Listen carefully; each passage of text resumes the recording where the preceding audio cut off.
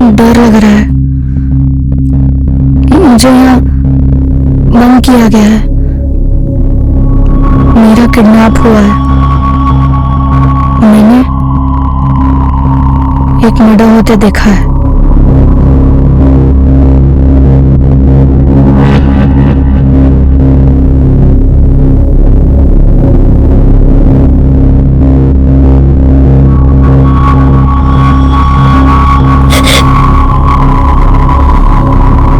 क्या देखा तूने? तूने कुछ नहीं देखा। गांठ बांधने भेजे हुए कुछ नहीं देखा। कभी किसी को कुछ नहीं बोलेगा तू। अब ये लोग मुझे खाना देंगे। चुपचाप खाने को बोलेंगे, रोने से मना करेंगे। मुझे सब मालूम है। ये लोग मुझे तब तक जिंदा रखेंगे जब तक उन्हें वो नहीं मिल जाता जो उन्हें चाहिए। जब तक मैं लौटूं, प्लेट में एक भी चावल का दाना छूटना नहीं चाहिए। सब खा लेना बिना शोर किए।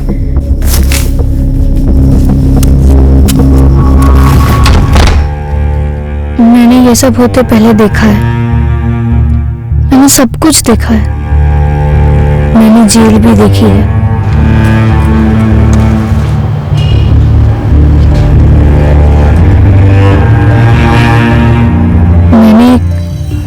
किडनैपिंग भी देखी है। मेरे जैसा ही छोटा लड़का था और उसे मेरे कमरे में मेरे बेड के नीचे रखा गया था। मुझे पता था वो लड़का कौन था। उसका नाम भी पता था मुझे। मैं जानता था कि उसको सब लोग ढूंढ रहे थे। तब मुझे पता नहीं था कि मैं क्या करूं। तब भी मैं उतना ही डरा हुआ था जितना कि अब।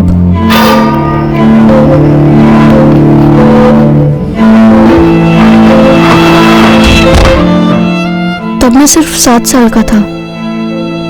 7 साल मुझे ठीक से याद है, क्योंकि उस घर में आखिरी बार मेरा बर्थडे केक कटा था।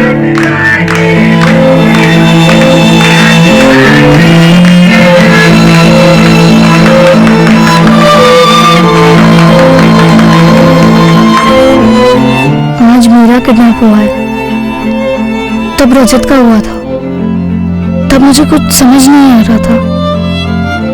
रजत का किडनैप मेरे मम्मी पापा ने किया था 4 साल पहले, 2013 में। आ गया तो? जब एक दिन मैं स्कूल से आया, मैंने पहली बार रजत को देखा। तब मुझे समझ ही नहीं आया था कि वो हमारे घर में आया कैसे।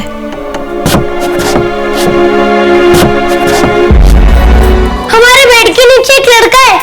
पता है मुझे लकी बेटा। पता है? वो कौन है मम्मी? तू ऐसा कर, उधर देखी मत। तू ऐसे सोच कि जैसे बेड के नीचे कोई नहीं है। मैं ऐसा क्यों सोचूं मम्मी? क्योंकि मैं कह रही हूँ। लेकिन मम्मी, वो रो रहा है, उसे बांधा क्यों है? कि उधर मत देख, मत सोच कुछ भी। तेरे पापा उसको लेकर के आए हैं। पापा? पापा क्यों लाए हैं उसे? है एक काम, जब काम पूरा हो जाएगा तो उसे वापस छोड़ देंगे, लेकिन तब तक उसके बारे में कोई बात मत कर। तू बस ऐसे सोच जैसे बेड के नीचे कोई है ही नहीं।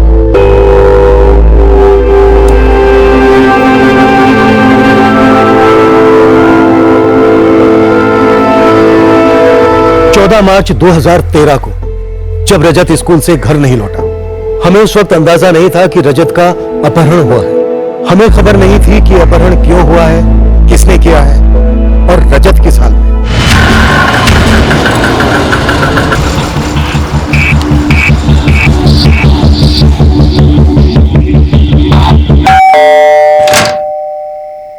मेरे बेटे का कुछ पता चला सर? हमने रजत के स्कूल में भी पूछताछ की। स्कूल से घर वो जिस रास्ते से आता जाता है वहां पर भी, लेकिन कुछ पता नहीं चला। लेकिन रजत हमेशा स्कूल से सीधा ही घर आता है और कहीं नहीं जाता। बस शाम को कॉलोनी के बच्चों के साथ खेलने जाता है। और ऐसे कैसे रजत कहीं जा सकता है? स्कूल से तो अपने दोस्तों के साथ ही निकलता है वो। लेकिन एक पॉइंट है, जहाँ से रजत के बाकी दोस्त दूसरे रास्ते से निकल जाते हैं और रजत यहाँ अपने घर आता है अकेले। हमने उस रास्ते पे भी पूछताछ की, पर किसी ने भी ऐसा कुछ नहीं देखा कि किसी ने उसे जबरदस्ती उठाया हो। जिंदारे बच्चे को उठाना कोई हलवा पूरी तो है नहीं। बच्चा चीखता चिल्लाता, कोई ना कोई देखता जरूर। स्कूल से घर के रास्ते पर जहाँ से रजत अकेला जाता है, वहाँ कोई सुनसान इलाका पड़ता है? नहीं साहब, और वैसे भी दिन में तो हर जगह लोग होते हैं। रजत को अगर किसी ने उठाया है तो कोई ना कोई जान पहचान का ही होगा। हमने अपने सारे दोस्तों और रिश्तेदारों को फोन करके पता किया, रजत कहीं भी नहीं गया। और ऐसे वो स्कूल से सीधा कहीं जाता भी नहीं है बिना घर आए। मैडम, रजत के सारे दोस्त घर पहुंच गए? हाँ निर्मला, सारे के सारे। तो कहीं कोई एक्सीडेंट तो? नहीं, हमने इस बारे में भी पूछताछ की। तो फिर कहाँ गायब हो गया हमारा रजत? भावेश, अगर रजत को अगवा किया गया है तो किसी जान पहचान वाले ने किया होगा। किसी करीबी दोस्त या रिश्तेदार पर शक है तुम्हें? कोई लड़ाई झगड़ा, पैसों के लेन देन को लेकर कोई गड़बड़, कोई ऐसा जो ऐसा कर सकता है? समझ में नहीं आता कौन कर सकता है ऐसा। रेखा, मैं आता हूँ थोड़ी देर में। लकी, चल सो जा। मैं उस बेड पर नहीं सो सकता मम्मी। तू ऐसा सोच कि बेड के नीचे कोई है ही नहीं, ठीक है? रोज की तरह जा और बिस्तर पर सो जा।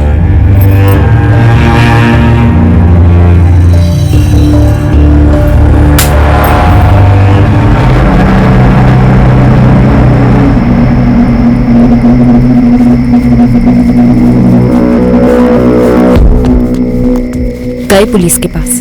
पुलिस घर आई थी क्या? सादे कपड़ों में थी, पर उनकी शक्ल पर लिखा था वही है। फोन वोन टैप किए होंगे? हाँ, किए ही होंगे। ठीक है, अभी हमें कुछ नहीं करना है। जल्दबाजी में हमें कोई भी गलत कदम नहीं उठाना है। यही सही रहेगा, चुपचाप बैठे रहते। हमें कौन सी ट्रेन पकड़नी है?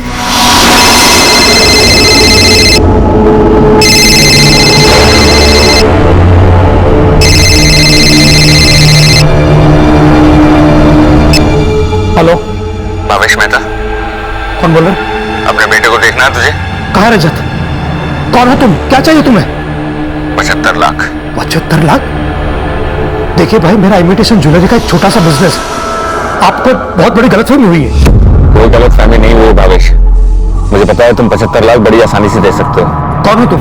मैं वो हूँ जिसे 75 लाख की जरूरत है, उससे एक पैसा कम नहीं। मैं दोबारा फोन करूंगा बताने के लिए कि पैसे कहाँ लेकर आने। कोई गलत फहमी नहीं हुई भावेश, मुझे पता है तुम 75 लाख बड़ी आसानी से दे सकते हो। मैं वो हूँ जिसे 75 लाख की जरूरत है, उससे एक पैसा कम नहीं। मैं इस आवाज को नहीं पहचानता सर। उसने तुम्हारा नाम लिया। उसने कहा कि 75 लाख रुपए तुम आराम से दे सकते हो। उसने ये भी कहा कि उसे पैसों की जरूरत है। अब या तो ये खुद तुम्हें जानता है या फिर ये किसी ऐसे शख्स को जानता है जो तुम्हें जानता है, और वो शख्स ये भी जानता है कि तुम इतना पैसा दे सकते हो। भावेश, कोई ऐसा है जिसने तुमसे पैसे मांगे हो और तुमने उसे देने से मना कर दिया? बिजनेस में किसी के साथ कम ज्यादा हुआ, किसी को पेमेंट किया उसे कम लगाओ, चीटिंग हुई ऐसा लगाओ। अब बिजनेस में इतने लोगों के साथ डीलिंग होती है, पता नहीं कौन कर सकता है ऐसा। मेरे 4 कामगार हैं जो कभी कभी उधार लेते हैं मुझसे, लेकिन अब तो उन्हें भी तोड़ चुके हैं। हमने उन्हें तोड़ा है भावेश, पर हमें कुछ पता नहीं चला है। कोई और है जो अभी तक हमारे सामने नहीं आया, जिसे तोड़कर पता चल सके। देखो भावेश, जितने लोगों के साथ तुम्हारी डीलिंग होती है, जो तुम्हारे बिजनेस के बारे में जानते हैं, वो ये जान सकते हैं कि आपातकालीन स्थिति में एक वक्त में तुम कितना रोकड़ा खड़ा कर सकते हो। याद करो भावेश, कौन है तुम्हारे इतना करीबी जिसे पैसों की जरूरत है, जो इतना लोन नहीं ले सकता, तुमसे उधार नहीं मांग सकता, लेकिन ये किडनैपिंग करके ऐड सकता है ऐसा ख्याल पाल रहा है। भावेश, अपना पूरा ध्यान लगाकर सोचो कौन हो सकता है। तब तक हम ये पता करते हैं कि ये कॉल तुम्हें कहां से आया।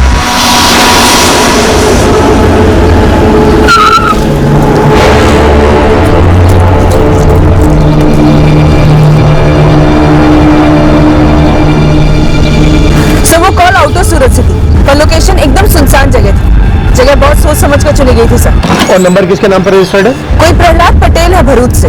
सब मैं वहीं जा रही हूँ। भरूच का नंबर और कॉल सूरत से। देखो, ये प्रहलाद पटेल सच में है या सिर्फ कागज पे चल रहा है, वो भी जाली? रजत की मम्मी की हालत बहुत खराब है, डिप्रेशन में चली गई है वो। निर्मला, तुम कब से पड़ोसी हो इनके? इस दिवाली पे 5 साल हो जाएंगे सर। अदिति बहन और भावेश भाई दोनों जान छिड़कते हैं रजत पर। और दोनों ही किसी जानी दुश्मन के बारे में कुछ नहीं बता पा रहे। निर्मला, क्या तुम बता सकती हो ऐसा कोई है? नहीं सर, पूरी कॉलोनी में यही बात हो रही है कि इतने अच्छे लोगों के साथ ऐसा कैसे हो सकता है। फिर देखो तो ये बात भी सच है कि भावेश भाई की माली हालत काफी अच्छी, पूरी कॉलोनी में सबसे अमीर परिवार है। कॉलोनी में किसी के साथ कोई रंजिश या ऐसा कोई जो हाल ही में घाटे में गया? अच्छा, ये चंदा भाई भावेश के यहाँ घर काम करती है। आप चंदा पे शक कर रहे हैं? हमने चंदा और उसके पति से काफी पूछताछ की अपने अंदाज में, पर कुछ निकला नहीं। मुझे तो पूरी कॉलोनी में किसी पर भी शक नहीं है, और चंदा पर तो बिल्कुल भी नहीं। वो मेरे यहाँ भी काम करती है। इनमें से कौन हो सकता है जतिन भाई? अनुज भाई, सबको करीब से जानते हैं हम सालों से। सबके साथ हमारे धंधे के रिलेशन है। ऐसे कैसे किसी पर शक करें हम? समझ में नहीं आता, मेरे बेटे पर ऐसी दुश्मनी कौन निकाल रहा है?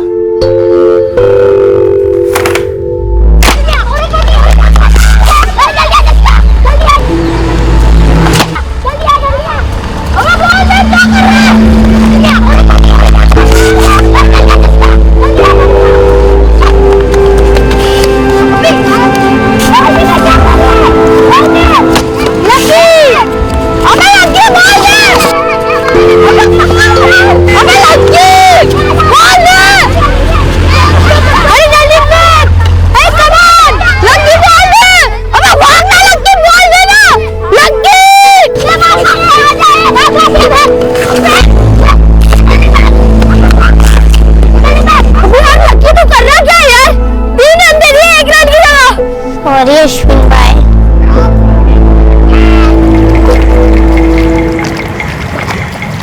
जी हाँ, मैं ही हूँ प्रहलाद पटेल। और कल तो मैं सूरत गया ही नहीं हूँ। कल तो क्या, मैं तो 1 महीने से सूरत नहीं गया हूँ। ये आईडी आपकी है? हाँ, ये आईडी मेरी। ये नंबर आपका है? नहीं, ये नंबर मेरा नहीं है। पर ये सिम कार्ड तो आपके नाम पे रजिस्टर्ड है, कैसे? कैसे मतलब, मुझे क्या पता? मैडम, मेरा नंबर तो 4449087009 है। आप अपने मोबाइल से फोन लगाइए, यहाँ पर ही लगेगा। कल इस नंबर से सूरत में एक फिरौती का कॉल आया है। एक बच्चा अगवा हुआ है। मैडम, मेरा यहाँ अच्छा खासा डेयरी का धंधा चल रहा है, और आप कहाँ मुझ पर ये किडनैपिंग वगैरह का चार्ज लगा रही हैं? जाहिर सी बात है, किसी ने मेरे नाम का गलत इस्तेमाल किया है।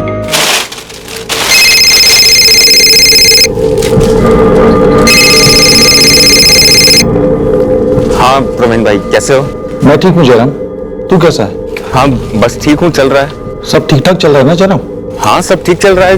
क्यों भाई? मैं ऐसे ही पूछ रहा हूँ, घर में सब ठीक ठाक तो है ना?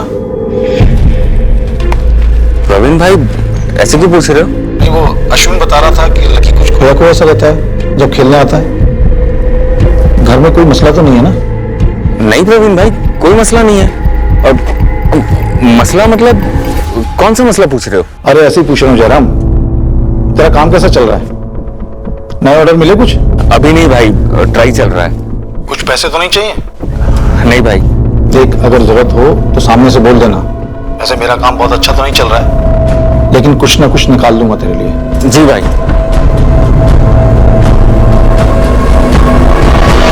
भरूच के इस प्रहलाद पटेल के नाम जो सिम खरीदा गया है, सिर्फ एक ही कॉल हुआ इस भावेश को, उसके अलावा कोई कॉल नहीं।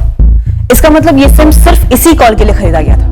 और सर, प्रहलाद पटेल का रजत के पिता भावेश मेहता के साथ कोई रिश्ता नहीं है। 3 दिन पहले 75 लाख मांगे गए, फिर एकदम चुप।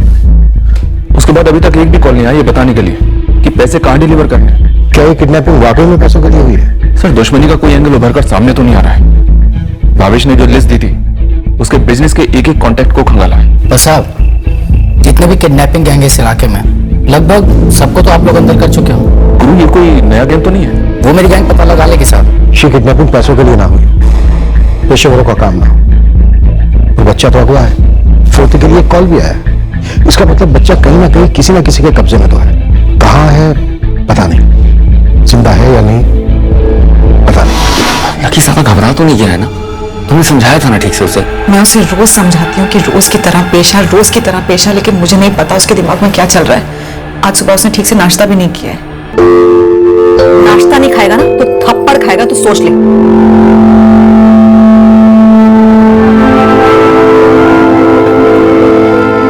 लकी, तूने खाया? तो जाना बेटा, देर हो रही होगी स्कूल के लिए। और बाद में मैंने देखा कि प्लेट वैसे की वैसे रखी है। सुनिए ना, आप एक बार लकी से बात कर लीजिए। अगर उसने घबराहट में आकर के किसी को कुछ बोल दिया तो हमारी खैर नहीं है।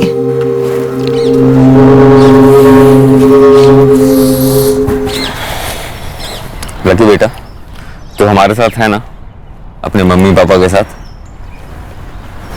हाँ। आइसक्रीम खा और किसी से कुछ मत कहना। पापा, मुझे उसका नाम मालूम है।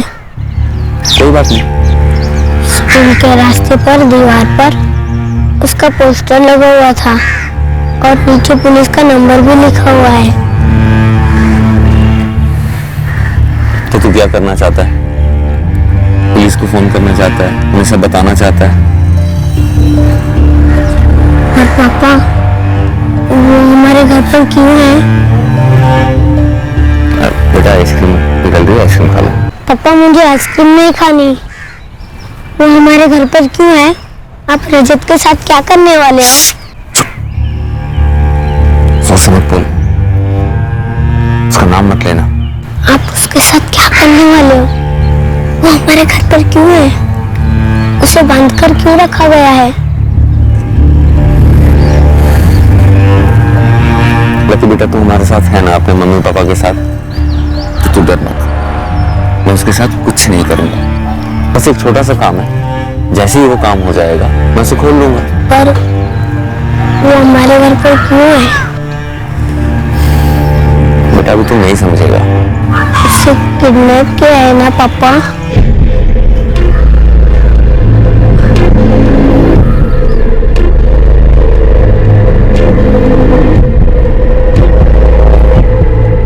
देख, अभी के लिए बस इतना समझ ले कि मैं उसे कुछ नहीं करूंगा, लेकिन तब तक तू चुप रहेगा।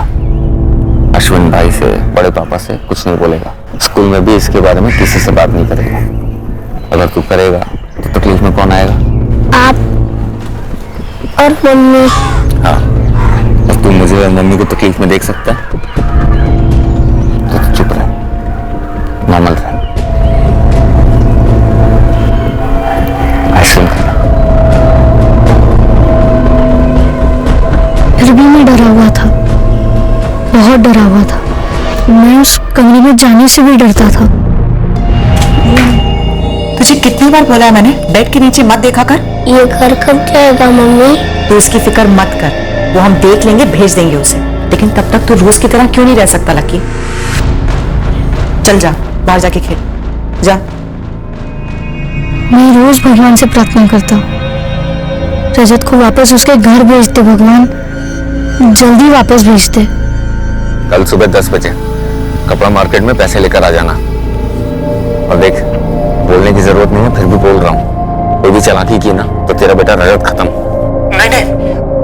देख भावेश, पैसे वापस कमाए जा सकते हैं, मरा हुआ बच्चा वापस नहीं आ सकता। एक बार मेरी बात करा दो रजत से, वीडियो कॉल करा दो। रजत की माँ बहुत बेहाल है, बोलना बंद कर दिया। अरे तो मैं भी बेहाल हूँ भावेश, फिर भी 75 लाख से 50 लाख पे आ गया। इतना रहम किया ना, अब बात को खींच मत। कल मेरे 50 लाख मेरे पास होंगे तो तेरा बेटा रजत तेरे पास होगा। सब तेरे हाथ में है। कल सुबह ठीक 10 बजे कपड़ा मार्केट। सर, कॉल ट्रेस हो गई है, अपने सूरज से ही था, वराछा के पास। टीम एग्जैक्ट लोकेशन भेज रही है सर। निकलो तुरंत। करीब 6 हफ्ते बाद उसने पैसों के लिए फोन किया है। भगवान करे कल वो पकड़ा जाए। मैंने पैसे रेडी रखे हैं सर, मैं तो 75 लाख देने को भी तैयार हूँ। तोलमोल तो मैंने आप लोगों के कहने पर किया। मुझे मेरा बेटा वापस चाहिए सर, और कुछ नहीं। वही होगा भावेश, रजत मिलेगा, जरूर मिलेगा। भावेश, कल हम तुम्हारे साथ नहीं जाएंगे, लेकिन कपड़ा बाजार की भीड़ में हम भी होंगे, तुम पर नजर रखेंगे। उसने कपड़ा बाजार में कोई एग्जैक्ट ठिकाना नहीं बताया, मतलब साफ है वो उस एरिया से अच्छी तरह से वाकिफ है और जरूर तुम्हें पहचानता है। फर्क नहीं पड़ता सर, वो पहचाने ना पहचाने, मुझे मेरा बेटा वापस चाहिए। 6 हफ्ते हो गए सर। 6 हफ्ते गुजर गए, क्या वो पैसे लेने आएगा? सर मुझे लगता है वो आएगा। आदमी शातिर है, जगह सोच समझ कर चुनी है उसने। ये कपड़ा बाजार पुरानी दुकानों से भरा पड़ा है सर, और ज्यादातर दुकानों पर सीसीटीवी नहीं है। सर किडनैपर ने इतना वक्त जाने दिया शायद ये सोचकर कि इस दौरान पुलिस भी थोड़ी ठंडी पड़ जाएगी। ये गेम क्या है? संदिग्धों की लिस्ट क्यों नहीं है अभी तक हमारे पास? लिस्ट तो छोड़ो, एक भी संदिग्ध नहीं है। कुछ ना कुछ तो छूट रहा है हमसे, कहीं ना कहीं तो छूट रहा है। फिर से सुनसान जगह से फोन किया किडनैपर ने। मैं अभी वही हूँ। सुन योगेश, बाकी सारे काम एक तरफ करो, इस नंबर की डिटेल निकाल के दे मुझे अभी के अभी। कहीं पुलिस को पता तो नहीं चल गया ना? बात तो करो। हेलो, जयराम परमार। हाँ, आप कौन? दिनेश देसाई बोल रहा हूँ। आपके बड़े भाई परवीन ने मुझे नंबर दिया था। हाँ दिनेश भाई, बोलो बोलो। वो क्या है ना कि एक नई दुकान खरीदी है, उसका फर्नीचर बनवाना था। कब मिल सकते हो? दिनेश भाई, आज और कल थोड़ा टाइट है, परसों मिले क्या? कल नहीं मिल सकते? अगर कल मिल लेते तो अच्छा रहता, थोड़ा अर्जेंट है। नहीं दिनेश भाई, परसों ही हो सकता है, कल थोड़ा जरूरी काम है। देखो, अगर कल टाइम निकाल सकते हो तो कल आ जाओ, वरना परसों। लेकिन परसों पक्का? हाँ, परसों का एकदम पक्का है। 9:30 बजे सुबह मिलता हूँ मैं परसों। एड्रेस तो बोलो। प्रवीण भाई ने नया काम दिलाया है। अभी आप कहाँ काम उठा रहे हो? पहले ये मामला तो निपट जाए। एक तो ये जिद्दी रजत कुछ भी नहीं खा रहा है, इतना कूटने के बाद भी मुंह नहीं खोलता है, और हमारा लकी भी सुन नहीं रहा है, बार बार जाकर के बेड के नीचे झांकता है। मुझे डर लग रहा है कि अगर कुछ बोल दिया उसने, किसी के सामने कुछ उगल दिया तो। उम्मीद करता हूँ कल के बाद रजत को दोबारा नहीं देखना पड़ेगा।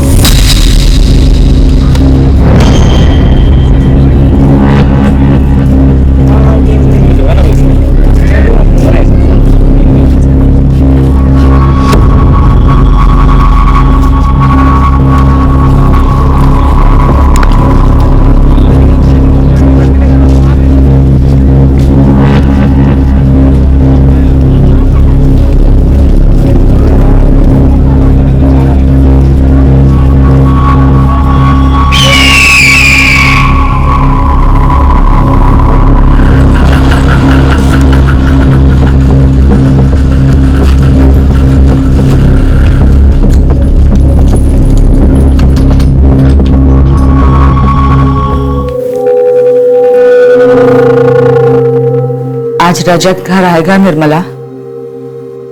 प्रार्थना कर रही हूँ अदिति बहन। और भावेश भाई गए हैं ना पैसे लेकर? देखना, ये संकट भी टल जाएगा और अपना रजत बहुत जल्दी घर आ जाएगा।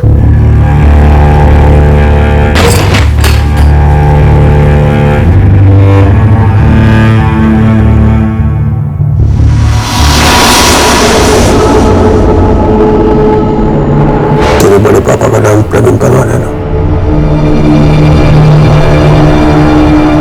ये उसी का नंबर है? मुझे बड़े पापा का नंबर नहीं पता। देख पिल्ले, तू यहाँ से भाग नहीं सकता, जान से नहीं है। तुझे बस समझ कि तू मुझे झूठ बोल सकता है। इसका पासवर्ड तो तुझे पता ही होगा। पासवर्ड। ये लोग मुझे कभी घर जाने नहीं देंगे, रजत की तरह। मुझे उस दिन कहा गया था कि रजत अपने घर जा रहा है, लेकिन वो अब भी वहीं पर था। तुमने तो कहा था कि रजत आज अपने घर जाने वाला है, पर वो तो वहीं पर है। अभी उसका टाइम हुआ नहीं है जाने का। तुमने और पापा ने रजत को किडनैप क्यों किया है? लकी, बेटा तू नहीं समझेगा। तेरे पापा और मैं एक बुरे वक्त से गुजर रहे हैं, लेकिन आज शायद वो बुरा वक्त खत्म हो जाएगा। पापा को लौटने दे, काम हो जाता है तो हम रजत को जाने देंगे। वो हमारे लिए कुछ मायने नहीं रखता बेटा, लेकिन प्लीज तब तक शांति से बैठा रहे।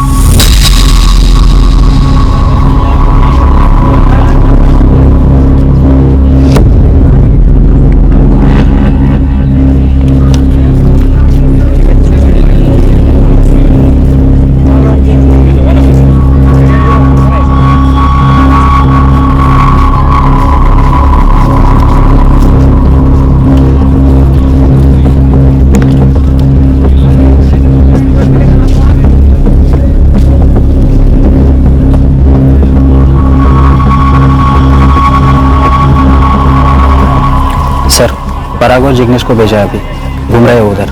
अभी तक कोई स्पॉटिंग नहीं? अभी तक कोई स्पॉटिंग नहीं। टारगेट के पास से तो कोई नहीं गुजरा है। 5:30 हो चुके हैं, लगता है कोई नहीं आने वाला।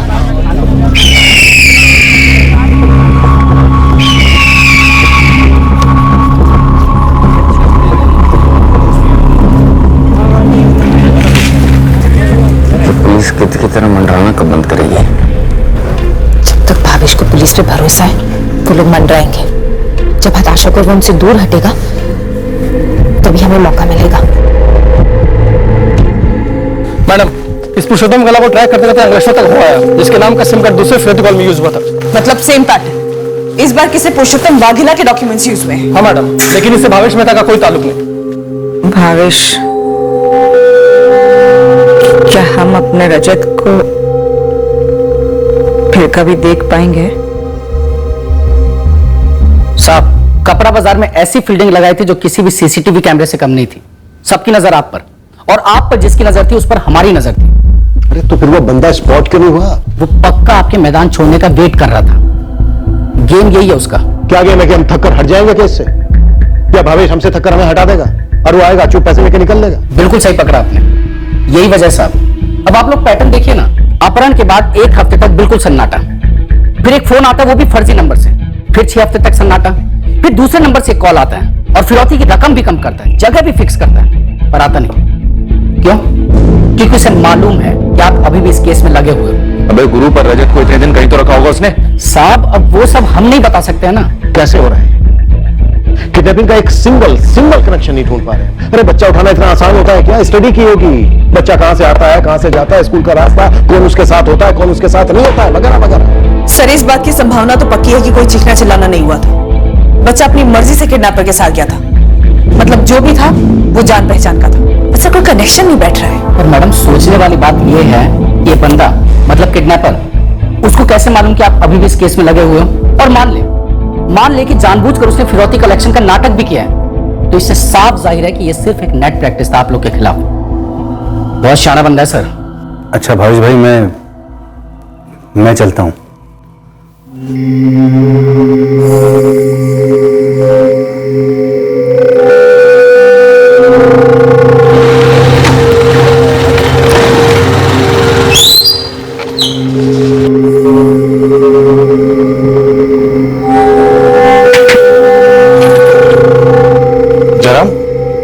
ऐसा भी क्या बिजी हो गया तुम्हें? ना मेरा फोन उठा रहा है, ना दिनेश भाई का फोन उठा रहा है। प्रवीण भाई, मैं शायद दिनेश भाई का काम नहीं उठा पाऊंगा। मैं आपसे बाद में बात करता हूँ भाई। दरअसल मैं कुछ अर्जेंट काम निकल आया है। राम, चल क्या रहा है? कुछ नहीं चल रहा है। क्यों? नहीं, तू इतना हड़बड़ाया हुआ सा है, रेखा इतनी परेशान लग रही है, तो क्या रहा है? नहीं, 8 महीने से तेरे पास एक भी ऑर्डर नहीं आया। मैंने एक ऑर्डर भेजा इतनी बड़ी कंपनी का, लेकिन भाई साहब के पास टाइम ही नहीं काम करने का। तो भाई हम भी तो जाने ऐसा कौन सा लाखों करोड़ों का काम कर रहे हो आप? असल में एक बड़ा कॉन्ट्रैक्ट मिलने का चांस है, तो उसी की तैयारी में लगा हुआ हूँ। ख्याली बड़े काम के चक्कर में ना तू दरवाजे पे आए हुए काम को लात मार रहा है जयराम। अरे भाई, मैं लात वात नहीं मार रहा हूँ, और अब कृपा करो और मुझे अपने हिसाब से काम करने दो। 10 साल पहले जब ममता ने तुझे छोड़ा था और तेरे ऊपर दहेज का केस ठोका था और मुझे भी साथ में घसीटा था, तो कितनी मुश्किल से मैंने खुद को और तुझे उसमें से निकाला था। गड़े मुर्दे क्यों उखाड़ रहे हो भाई? एक मुर्दे से सीख नहीं मिलती ना, तो बहुत सारे मुर्दे छाती पे बैठ जाते हैं आके। तो घर पे ख्याली पुलाव बनाने से बेहतर है कि 2 वक्त की रोटी कमाओ ईमानदारी से। ऐसे छोटे काम छोड़ने से बड़े काम नहीं आने वाले। सपने रात को देखा करो सोते वक्त, दिन में करो काम, ठोस काम। मैं आपकी बात समझ रहा हूँ भाई, मैं सोचता हूँ, बस मुझे थोड़ा समय चाहिए। कब तक जयराम, कब तक? जब तक पुलिस नहीं हटेगी तब तक। उससे पहले कुछ नहीं कर सकते। देखा, इतनी बारीकी से प्लान किया है और सब कुछ ठीक चल रहा था। ये पुलिस गोंद की तरह चिपकी हुई है, तो क्या कर सकते हैं? तुम्हें अंदाजा है इस लड़के ने तुम्हें, मुझे, लक्की को कितनी बार देखा है? मेरी बात मानो, जल्द से जल्द पैसे लो और इसको जाने दो, नहीं तो कहीं ये हमारे गले का फंदा ना बन जाए। वो तो हमारी किस्मत अच्छी है कि इसके परिवार वालों को हम पर शक नहीं हुआ। भावेश ने तुम्हारी आवाज नहीं पहचानी, लेकिन किस्मत को ज्यादा आजमाना नहीं चाहिए। भावेश, कल हम साई की तरह तुम्हारे आगे और पीछे खड़े हैं, ये पता करने की कौन तुम्हारा पीछा कर रहा है और कौन तुम पर नजर रख रहा है। और किडनैपर शायद यही चाहता है कि तुम थक जाओ हमसे, हमारे बगैर उसके साथ सौदा करो और पैसा दे दो। शायद किडनैपर कल इसलिए नहीं आया कि वो जानता था कि हम तुम्हारे आसपास हैं। जतिन भी यही कह रहा था।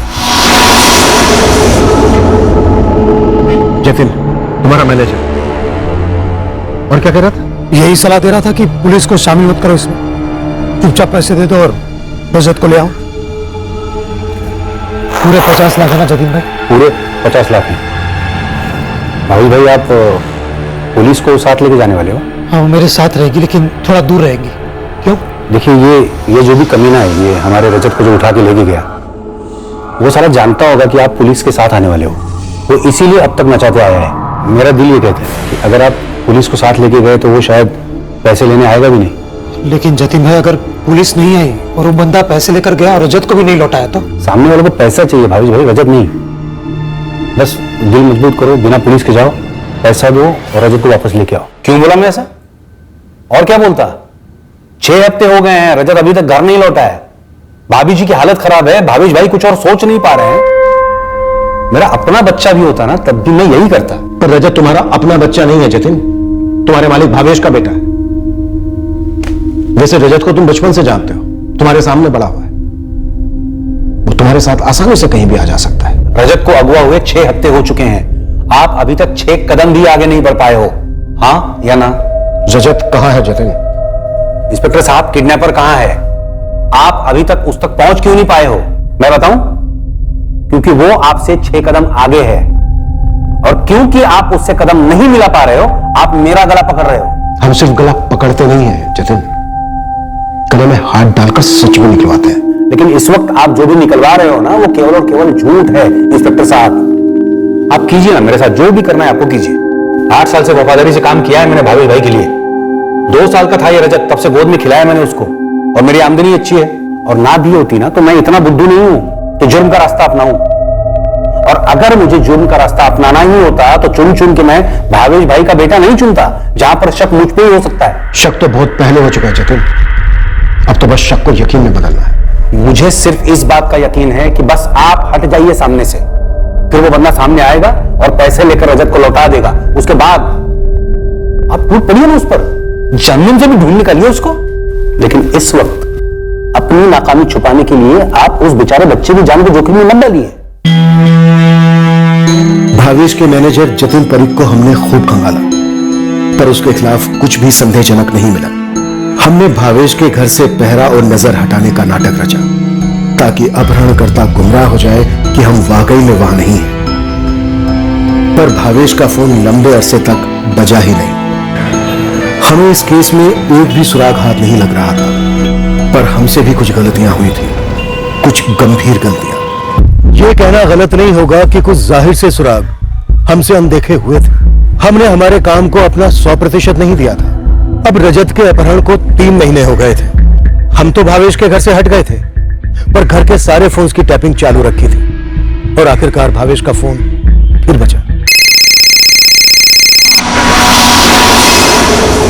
हेलो, इस बार पुलिस के पास गए ना तो रजत सीधा ऊपर संजय। नहीं, मैं वादा करता हूं मैं पुलिस के पास नहीं जाऊंगा, बिल्कुल नहीं जाऊंगा। कब से तुम्हारे पैसे रेडी रखे हुए, तुम जब कहो जहां कहो आकर दे जाऊंगा, लेकिन मेरा रजत मुझे लौटा दो। तो कल सुबह 11 बजे जीवा भाई रोड आना, वहां आके पहला राइट लेना और वहीं इंतजार करना। और भावेश, सिर्फ तुम अकेले और कोई नहीं। अगर तुम अकेले दिखे तो हम आकर पैसे लेंगे और फिर रजत तुम्हारे पास होगा। वादा करता हूं सिर्फ मैं आऊंगा, सिर्फ मैं। सर भावेश को फिर से फिरौती कॉल आई थी। सर्विलेंस टीम ने हमें रिकॉर्डिंग भेजी है, लेकिन सर इस भावेश ने पर्सनली आके हमें नहीं बताया। ये फिरौती का कॉल किस नंबर से आया? सर उसी नंबर से जो पिछली बार यूज किया गया था, पुरुषोत्तम वाघेला का। और इस बार किडनैपर्स ने लोकेशन भी दी डिलीवरी की, कल 11 बजे। मैंने आपको इसलिए नहीं बताया क्योंकि मुझे वाकई उनको पैसे देने हैं और मेरे रजत को घर लाना है। मुझे नहीं जानना सर वो किडनैपर कौन है, क्यों किया उसने ऐसा। मुझे बस मेरा बेटा वापस चाहिए। जैसे तुम्हारी मर्जी। हम किस मुंह से बोले कि हम पे भरोसा रखो? जो तुम्हें ठीक लगे वही करो। इस बार हम बीच में नहीं आएंगे। पैसे दो और अपने बेटे रजत को घर वापस ले आओ। अदिति, इस बार रजत घर आएगा, मैं उसे लाऊंगा। इस बार पुलिस नहीं होगी। मतलब हमारा इंतजार रंग लाया। रेखा को पता है ना आगे के प्लान के बारे में? नहीं, आज आपको बताऊंगा। उस रात में अचानक डर के मारे उठ गया। तब मेरे मम्मी पापा मेरे पास नहीं थे। मैं सोचने लगा क्या रजत को कहीं ले गए होंगे।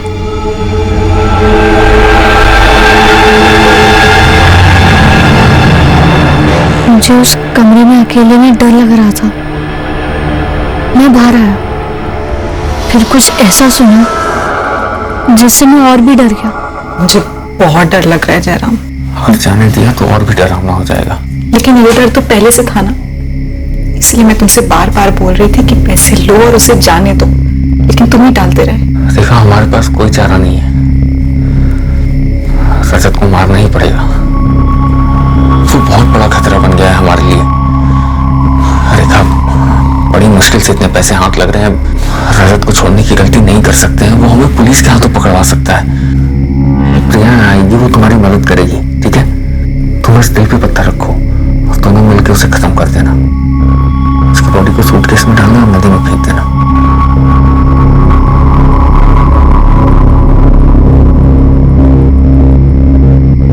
मैं नहीं चाहता था कि रजत मरे, पर मुझे समझ ही नहीं आ रहा था कि मैं उसे कैसे बचाऊं।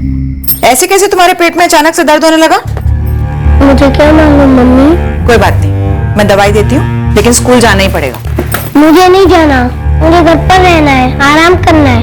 नहीं, स्कूल जाना ही होगा। तुम वापस आओ, मैं डॉक्टर के पास लेकर के जाऊंगी। तो अभी ले चलो ना डॉक्टर के पास। लकी, सर मत खा, ऐसा भी कुछ नहीं हुआ है तुझे। चुपचाप बैग ले और स्कूल जाओ।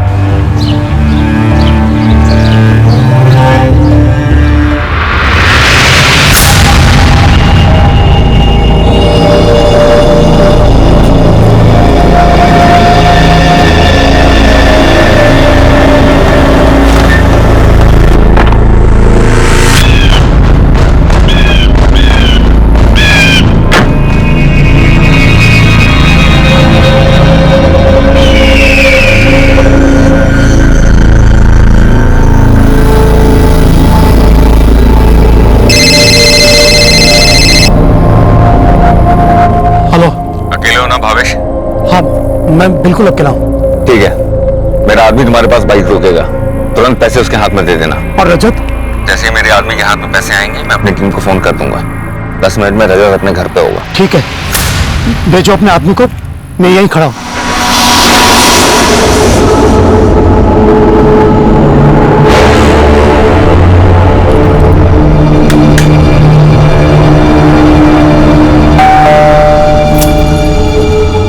जयराम का फोन आया?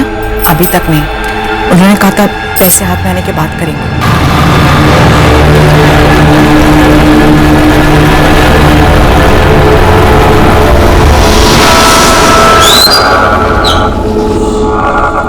मेरे बच्चे को जल्दी भेजना प्लीज।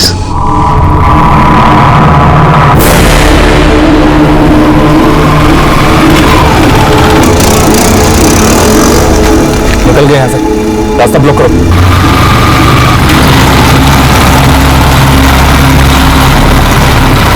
हाँ, रजत घर आया? अभी तक तो नहीं भावेश भाई। वो किडनैपर ने पैसे ले लिए क्या? हाँ, मैंने खुद उसे पैसे दिए। उसने कहा कि रजत को 10 मिनट में घर भेजेगा, तो वो रजत किसी भी मिनट घर पहुंचता होगा। भावेश भाई का फोन था, बोल रहे थे कि रजत किसी भी वक्त घर आ सकता है। अदिति बहन, मैं बाहर खड़ी होती हूँ। हाँ,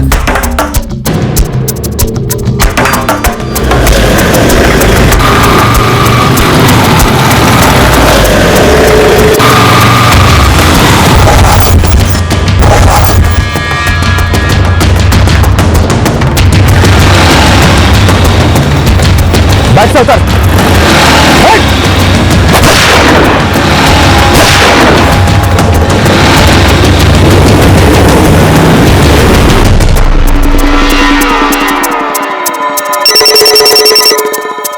हाँ निर्मला, पैसे हाथ में आ गए हैं, बच्चे को खत्म कर दो।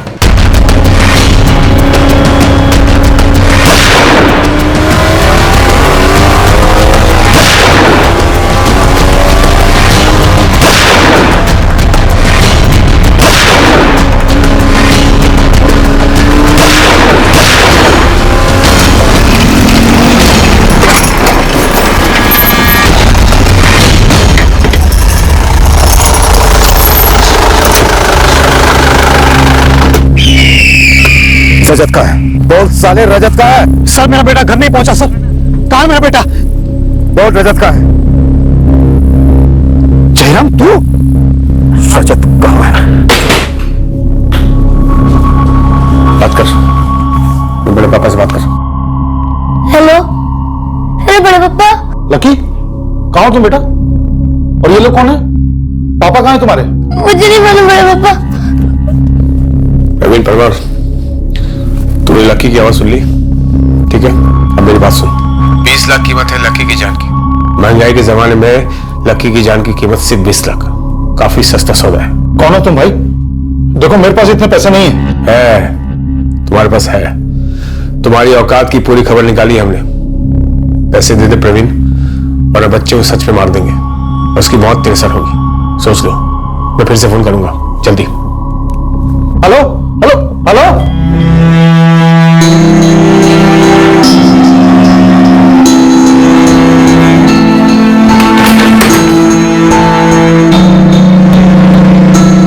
मैं नहीं चाहता था कि रजत को कुछ हो जाए। मैं नहीं चाहता था कि मेरे मम्मी पापा रजत को मार डालें।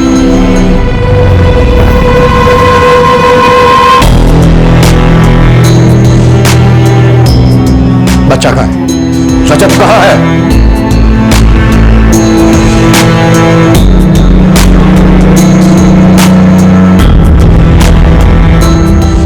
अब मैं रजत की जगह पे हूँ। मुझे यहाँ नहीं रहना। मुझे घर जाना है। मुझे मेरे मम्मी पापा के पास जाना है।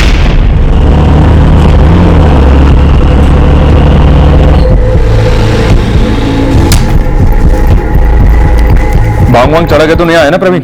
नहीं साहब, सच बोल रहा हूँ। मेरे भाई जयराम के बेटे लकी का किडनैप हुआ है।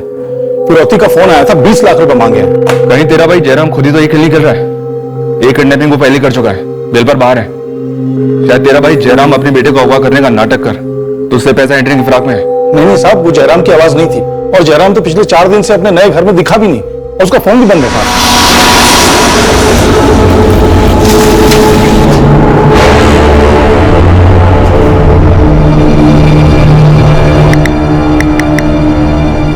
તમે જો નંબરનો સંપર્ક સાધવા માંગો છો તે મોબાઈલ સ્વિચ ઓફ છે। कुछ 3-4 दिन से जयराम भाई नहीं दिखे प्रवीण भाई। और मेरा भतीजा लकी दिखाई दिया? नहीं, उसे भी नहीं देखा। वहां से मैं लकी के स्कूल गया। 4 दिन से लकी स्कूल में भी एब्सेंट है। स्कूल वालों ने बताया कि 23 सितंबर से लकी स्कूल आया ही नहीं। ये फिरौती का कॉल किस नंबर से आया था? इससे आया था, और अभी बंद आ रहा है। साहब जो भी हुआ उससे लकी का कोई संबंध नहीं। वो बच्चा था, बच्चा है। तेरे भाई जयराम को भी जमानत मिली है, वो रिहा नहीं हुआ है और ना ही कभी होगा। उसकी मुकदमे की तारीख नजदीक है।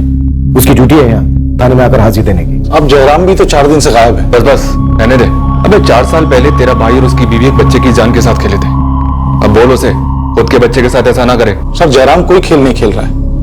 लकी की आवाज इतनी डरी हुई थी। कोई बच्चा अपने बाप से इतना कैसे डर सकता है साहब? उसकी आवाज से लग रहा था कि वो किसी के कब्जे में है। साहब वो अगवा हुआ है। चोर के घर में चोरी। और ये जो सस्पेंस किडनैपर है जिसने तेरे से 20 लाख रुपए मांगे हैं, तेरे पास है 20 लाख रुपए देने के लिए? हाँ है साहब। अच्छा, और ये बात तेरे भाई जयराम को मालूम है ना? हाँ साहब, लेकिन जैसा आप सोच रहे हैं ऐसा नहीं है। जयराम ने कुछ नहीं किया साहब। कोई तो है जिसने जयराम पर नजर रखी होगी। वो क्या कर रहा है, कैसे कर रहा है, उसकी सारी जानकारी इकट्ठी की होगी। जैसे तेरे भाई जयराम ने की थी रजत को अगवा करने के लिए। शायद सारे अगवा करने वाले ऐसे ही करते होंगे, और सब पकड़े भी जाते हैं। मैं हाथ जोड़ रहा हूं साहब, कुछ कीजिए। करेंगे, बिल्कुल करेंगे। देख, 2 दिन पहले जयराम की यहां थाने में हाजिरी थी। अगर आज शाम तक अगर उसने हाजिरी नहीं लगवाई तो उसे फरार घोषित करेंगे, जन्म से भी ढूंढ निकालेंगे। वही तो मैं कह रहा हूं साहब, जयराम को ढूंढ लीजिए।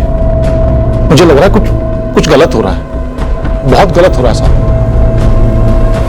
लकी खतरे में है।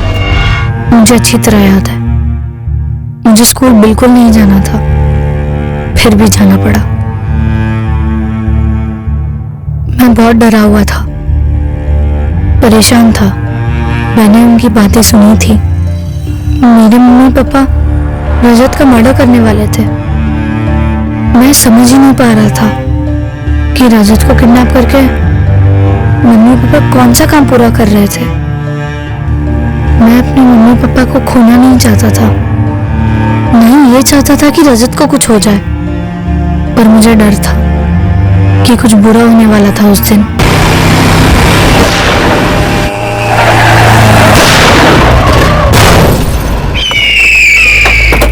उस दिन बाद में पता चला कि इससे पहले वो अपना काम पूरा करते मेरे मम्मी और पापा को पुलिस ने पकड़ लिया। हाँ, रजत घर पहुंचा? अभी तक नहीं पहुंचा।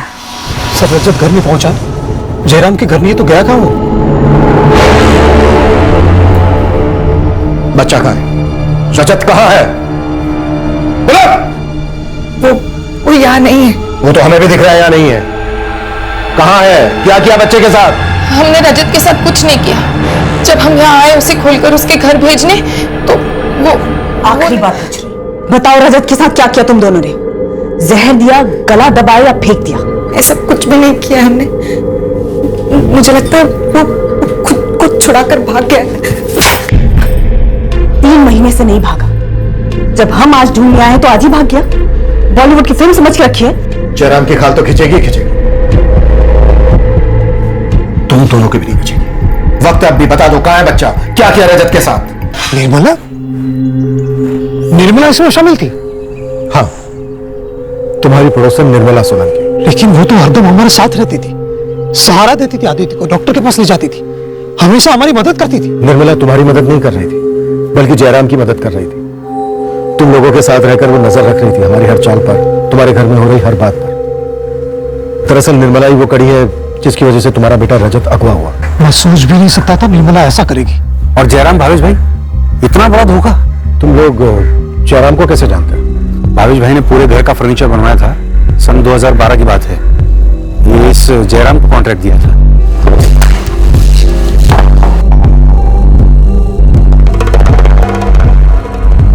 जयराम ने निर्मला के साथ मिलकर ये सब किया? मतलब जयराम ने निर्मला से दोस्ती की और दोनों ने साल भर मिलकर ये प्लानिंग की? नहीं, जयराम ने अपने बयान में कहा है कि ये अपहरण का जो आइडिया है ये हाल ही में प्लान किया गया था। और ये आइडिया दरअसल निर्मला सोलंकी का नहीं, बल्कि उसके पति हरीश सोलंकी ने दिया था। ये थी वो सीरियस गलती जो हमने रजत किडनैपिंग केस में की थी। निर्मला सोलंकी पूरे समय वहीं थी, पर हमने उस पर हल्का सा शक करने के बाद बिना उसके बैकग्राउंड को खंगाले उसे अपने रडार के बाहर फिसलने दिया था। उसका बैकग्राउंड दरअसल एक जाहिर सा सुराग था। निर्मला का पति हरीश सोलंकी एक अटेम्प्ट टू मर्डर केस में आरोपी था। वो भरूच की एक जेल में कैद था और इस महत्वपूर्ण सुराग तक हम पहुंच ही नहीं पाए।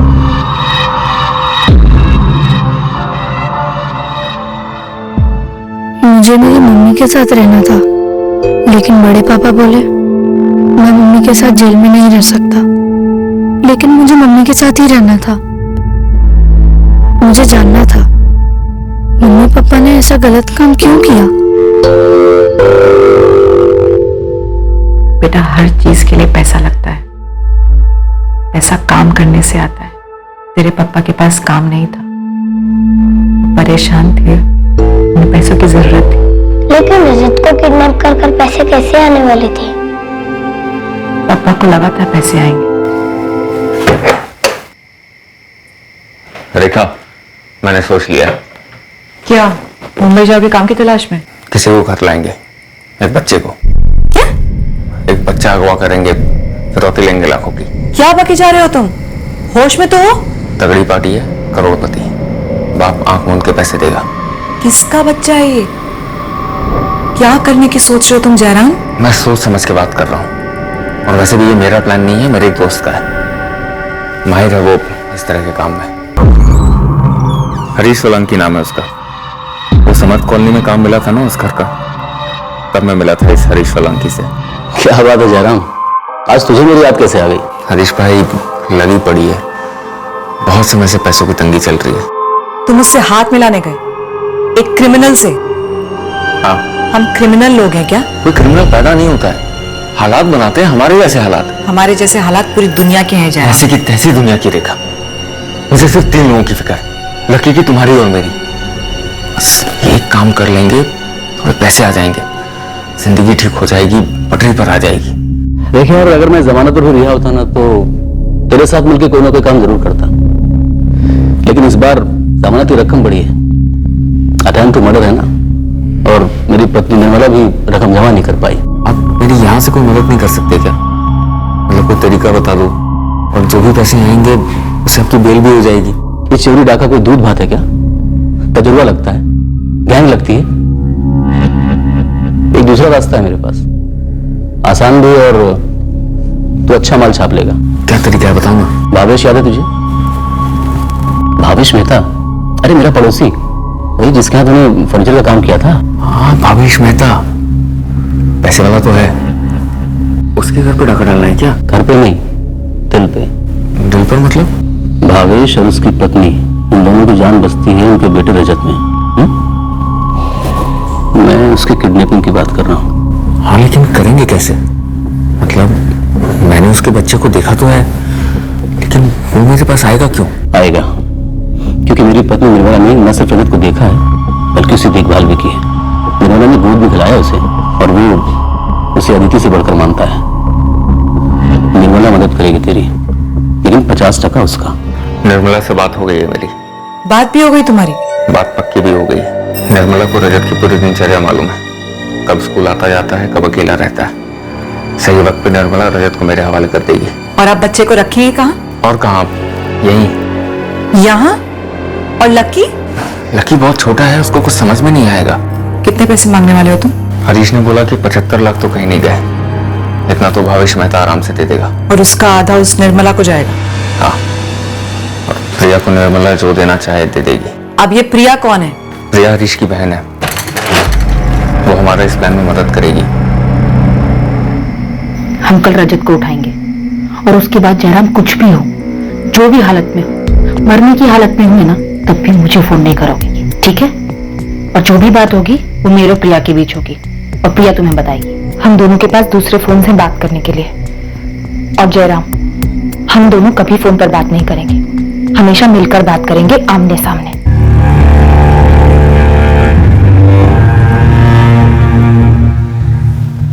चल bye bye bye bye bye.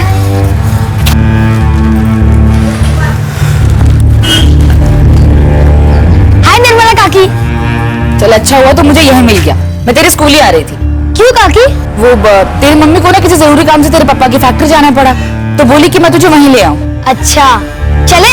हाँ चलते हैं, लेकिन मुझे डॉक्टर के पास जाना है। वो जो अंकल है वो मेरे सगे भाई हैं, वो तुझे छोड़ देंगे, ठीक है? ठीक है। आज और ये टोपी तेरी मम्मी ने दी कि तुझे धूप ना लगे। ठीक है।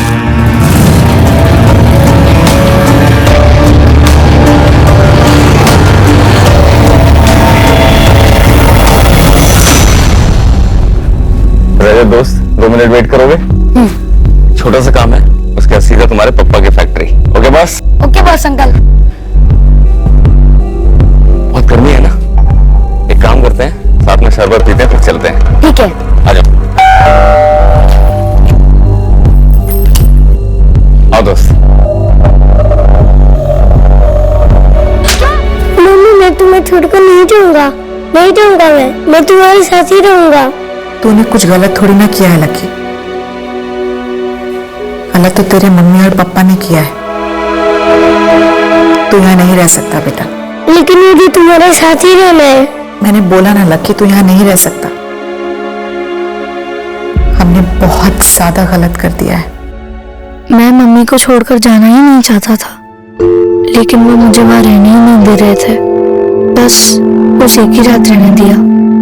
फिर बड़े पापा मुझे अपने घर ले आए। मैं अश्विन भाई के कमरे में रहने लगा। रोज अश्विन भाई के साथ ही स्कूल जाता और उनके साथ ही लौट आता। मम्मी पापा सिर्फ तब मिलते जब वो कोर्ट आते।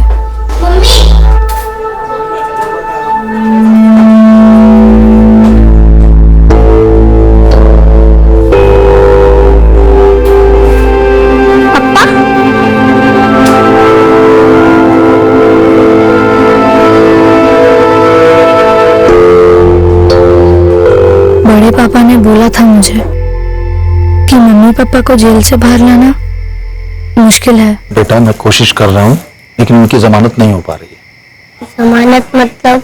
कोर्ट से परमिशन लेनी पड़ती है ना। अगर कोर्ट इजाजत देगा तभी तुम्हारी मम्मी पापा बाहर आएंगे। लेकिन मुझे मम्मी पापा के साथ ही रहना है, तो मैं वहां जाता हूँ, वहीं से स्कूल चला जाऊंगा। ऐसा नहीं बोलते बेटा, वो जेल है, जेल में ऐसे ही लोग रहते हैं जो गलत करते हैं। बड़े पापा, मम्मी पापा ने गलत काम क्यों किया? पता नहीं बेटा। काम के पीछे भागते भागते थक गया था मैं प्रवीण भाई। जब देखो पैसे की किल्लत लगी रहती थी। तो अकेला इस दुनिया में जैसे पैसे की किल्लत है, इसलिए तुमने छोटे से बच्चे के साथ इतना बुरा सुलूक किया। कहां से है इतनी हैवानियत? और तेरी घरवाली रेखा, वो भी एक औरत, एक बच्चे की माँ, और लगभग लकी की उम्र का बच्चा। भूल हो गई हमसे भाई, मुझसे झेला नहीं गया, गलत कर दिया मैंने। गलत नहीं, जुर्म किया है तूने जयराम। हमेशा के लिए मुजरिम होने का टप्पा तेरे माथे पे लग गया, और रेखा के भी। अगर कोई तेरे लकी को ऐसे उठा ले जाता तो। रेखा और मुझे दिल से पछतावा है, सच में। इस बार जमानत करवा दो मेरी। हाँ, मैं तो जज को जेब में लेके घूमता हूँ ना। मुझे एक मौका दे दो प्रवीण भाई, मेरी जमानत करवा दो।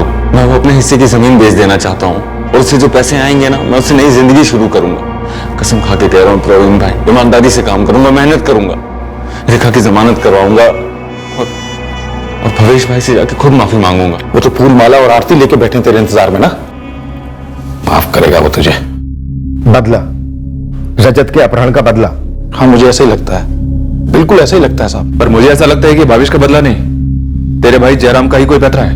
नहीं साहब, दरअसल जयराम कभी पैतरेबाज था ही नहीं, कारीगर आदमी है साहब। पता नहीं उस टाइम उसका दिमाग कैसे फिर गया था, लेकिन अब उसे उसकी गलती का एहसास है, और जमानत पे लौटने के बाद वो सुधर गया है साहब। वो ऐसा घिनौना काम कर ही नहीं सकता, और वो भी अपने बच्चे के साथ। जबकि लकी पे जो गुजरी है उसकी वजह से तो वो सुधरना चाहता है साहब।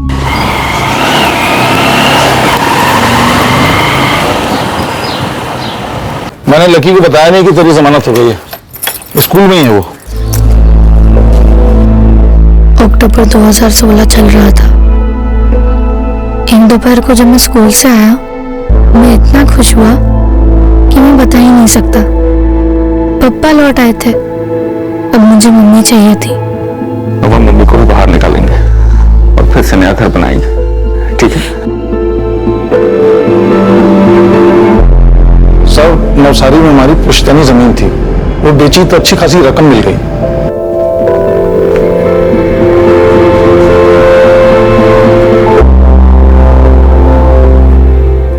अरे प्रवीण भाई, कैसे हो? लाओ लाओ। लकी बड़ा खुश है नए घर में। लेकिन तू अब इस घर को गंदा मत करना, समझ रहा हूं मैं क्या बोल रहा हूं मैं? काम की तलाश कर, और अपने आप को ऐसी चीज से दूर रखना जो आगे चल के तुझे मुसीबत पर डाले, क्योंकि आदत है तुझे मुसीबत को दावत देने की। आप फिक्र मत करो प्रवीण भाई, मैं ऐसा कुछ नहीं करूंगा। बहुत बड़ा सबक मिला है मुझे। तेरे हिस्से के 20 लाख मेरे पास ही रहेंगे, वो मैं तुझे तब दूंगा जब वाकई में तुझे उसकी जरूरत होगी। नए सिरे से शुरू कर, जान लगा दे काम में। रेखा की जमानत करवा, और जो कुछ हुआ उसे भूल के आगे बढ़। लकी के बारे में सोच। देख, उस नन्ही सी जान लकी ने इतनी सी उम्र में हद से ज्यादा तकलीफें झेली हैं, तो अब उसे कोई तकलीफ होने मत देना। तो साहब, मैं अच्छी तरह समझता हूं कि आदमी अगर एक बार जुर्म करता है तो हमेशा के लिए दुनिया उसे मुजरिम के तौर पे देखती है, उस पर कोई भरोसा नहीं करता साहब, चाहे उसके साथ गलत क्यों ना हुआ। मैं मानता हूं कि जयराम ने गलत किया, लेकिन लकी निर्दोष है, उसे बचा लीजिए। मैं सच कह रहा हूं साहब, वो आवाज जयराम की नहीं थी, उसके 20 लाख मेरे पास पड़े हुए हैं। सर, मुझे लगता है भावेश मेहता बदला ले रहा है, और लकी खतरे में है, बचा लीजिए उसे सर।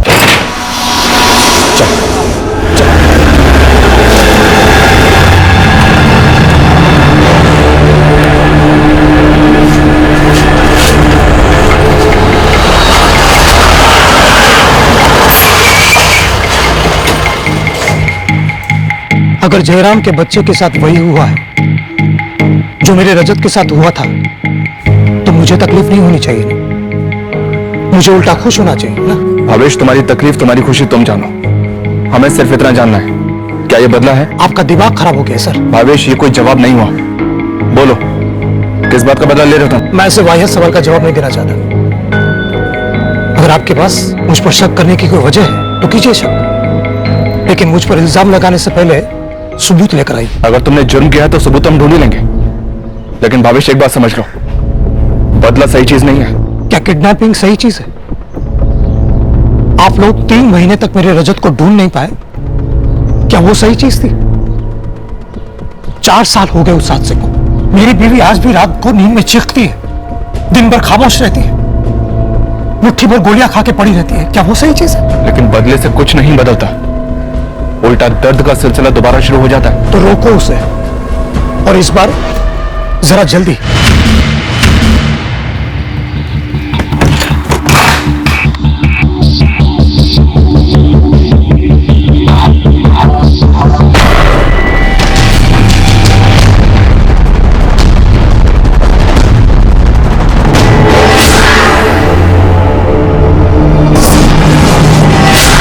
ऐसे कुछ लग तो नहीं रहा कि यहाँ कांड हुआ हो। और बाहर ताला भी लगा हुआ था। कोई जबरदस्ती हुई हो ऐसा कुछ दिखाई नहीं दे रहा है। पर जयराम का फोन बंद है और फिरौती का दूसरा कॉल भी नहीं आया। मुझे लकी की फिक्र हो रही है मैडम। मैं अभी भी आपसे कह रहा हूं, आप एक बार भावेश से फिर से पूछताछ कीजिए। सर, भावेश के बर्ताव से पता लगाना थोड़ा मुश्किल है कि लकी के अगवा होने से उसका कोई ताल्लुक है या नहीं, पर हो सकता है जो कुछ भी हुआ है उसका गुस्सा अब भी उसके अंदर पड़ रहा हो। जयराम एक आरोपी है, लेकिन जयराम को हमें ढूंढना होगा लकी को ढूंढने के लिए। सर, जयराम का फोन स्विच ऑफ हुआ 22 सितंबर की रात को, उसी के एरिया में जहां उसने नया घर खरीदा है। भावेश के फोन रिकॉर्ड्स क्या कहते हैं? हो सकता है उसने कांड किसी के थ्रू करवाया हो, बदला लेने। ऐसा कोई शक करने वाला नंबर नजर तो नहीं आया सर। रजत का आरोपी हमारी आंखों के सामने था, लेकिन हमने उसे पहचाना नहीं। निर्मला रजत और उसके परिवार को जानती थी। निर्मला की मदद से ही पूरे प्लान को अंजाम दिया। इस केस में भी क्या कोई ऐसा है? रजत के केस में निर्मला ने प्लान एग्जीक्यूट जरूर किया था सर, लेकिन मास्टरमाइंड जेल में बैठा उसका पति हरीश सोलंकी था। ये जयराम भी तो जेल में था। हो सकता है जेल के किसी बंदे का इस्तेमाल हो इस कांड में। शायद कोई जयराम के बाहर आने का इंतजार कर रहा था ताकि जेल से उसके छूटते हुए उस पर वार कर सके। शायद वो भावेश भी हो सकता है। शशि, पता करो कि जेल में जयराम के करीब कौन था और उसके साथ रंजिश किसकी थी। जयराम का अभी तक कोई पता नहीं चला। और लकी का? इतने पर्सनल फोन ही नहीं किया फिरौती के लिए दोबारा, जैसे हमने नहीं किया था जब हमने रजत को। इतिहास अपने आप को दोहरा रहा है प्रवीण भाई। हमारे किए की सजा हमारे लकी को मिल रही है। लेकिन पुलिस अब केस को सीरियसली ले रही है। वो जयराम और लकी को ढूंढने की कोशिश तो कर रही है। लकी ने कुछ गलत नहीं किया प्रवीण भाई। रेखा, हम लोग पुलिस की मदद कर सकते हैं। जयराम जब जमानत के बाद तुमसे मिलने जेल आया था तो उसने तुम्हें किसी के बारे में कुछ बताया था? मतलब क्या जयराम ने किसी को बताया कि उसे जमीन बेच के 20 लाख मिले? क्योंकि अगवा करने वाला जानता है कि उसके हिस्से के 20 लाख मेरे पास पड़े। नहीं, उन्होंने ऐसा तो मुझे कुछ नहीं बताया और मुझे लगता भी नहीं है कि वो किसी को कुछ बताएंगे। मेरे, आपके और जयराम के अलावा किसी को कुछ कैसे पता हो सकता है? मुझे तो कुछ समझ नहीं आ रहा और जयराम का भी कुछ पता नहीं चल रहा।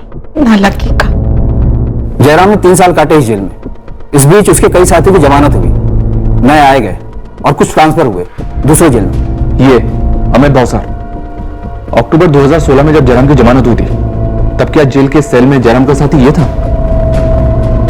हाँ, और इस अमित भावसार की जमानत तो अभी हुई जुलाई 2017 में। मुझे इस अमित भावसार के सारे रिकॉर्ड चाहिए। वैसे किस जुर्म के लिए अंदर गया था ये? अमित भावसर जी, ये नंबर 444567898 जिसे प्रवीण परमार को फिरौती का कॉल गया था, ये नंबर अमित भावसर के नाम पर रजिस्टर्ड है। 20 लाख कीमत है लकी की जान की। कौन हो तुम भाई?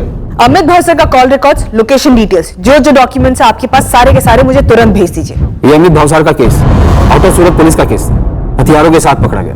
उसका साथी था कुणाल गोहिल। ये राहुल।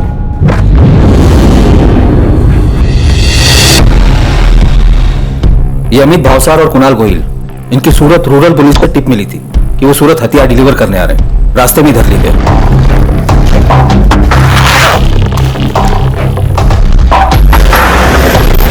दोनों जुडिशियल कस्टडी में भेजे और जैसा कि मैंने कहा कि अमित की जमानत जुलाई 2017 में हुई और उसकी मां ने भी काफी मेहनत की थी अमित की जमानत के लिए।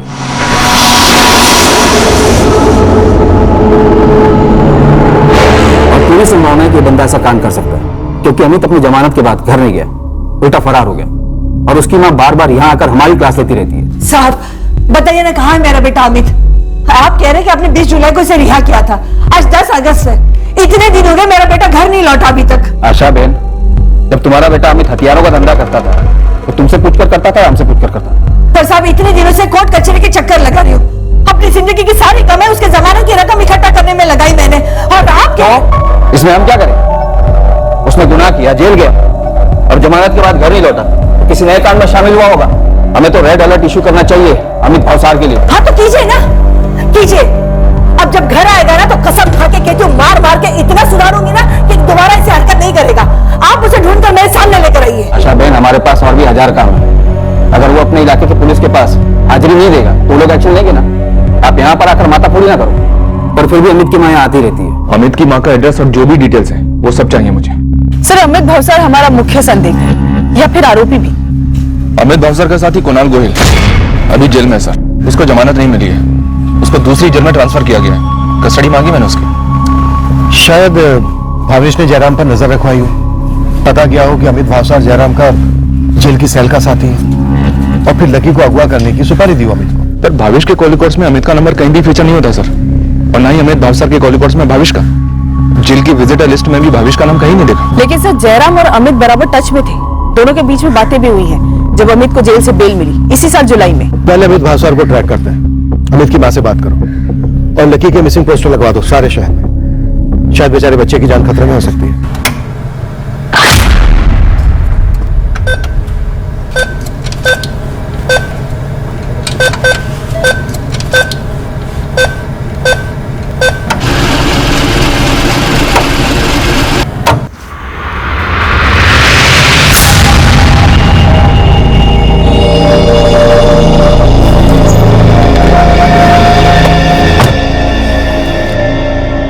इसके अकाउंट में तो सिर्फ 15,000 ही दिख रहे। एक नया सिम कार्ड का इंतजाम कर। लगता है लकी के बड़े पापा के साथ सीरियस गुफ्तगू करनी पड़ेगी। लेकिन संभल गया, बच्चे का पोस्टर हर जगह लग चुका है। तू गाड़ी आगे ले यार। पोस्टर लगा तो क्या हुआ? किसको पता कि हाफ टिकट किसके पास है? हाँ?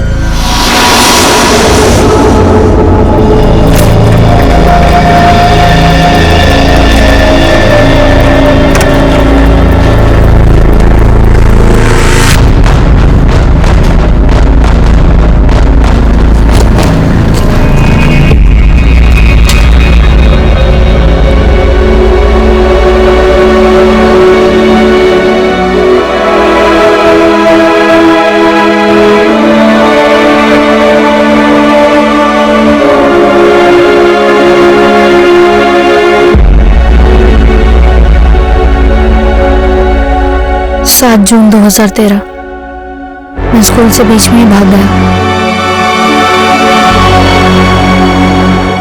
मुझे डर था कि मेरे मम्मी पापा रजत के साथ वो करेंगे जो वो बोल रहे थे।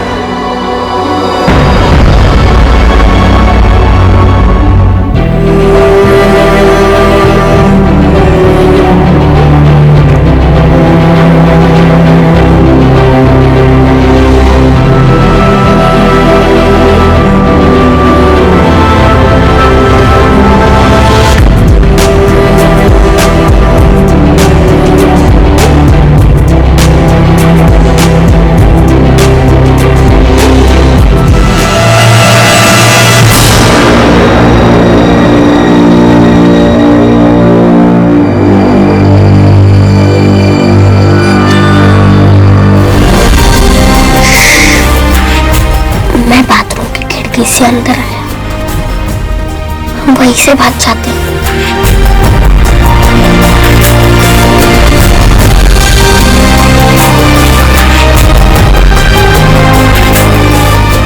ये तेरे घर का रास्ता पता है? चल पता कर दे। सच में सर, हमने कुछ नहीं किया उसके साथ। तो फिर किसने किया है? हाँ? यहाँ बेड के नीचे से बच्चा कैसे गायब हो गया? जब हम अंदर आए वो यहाँ नहीं था। ठीक है, पैसे मिल गए। निर्मला भाभी ने कहा है बच्चे को खत्म कर दो। कहाँ गया?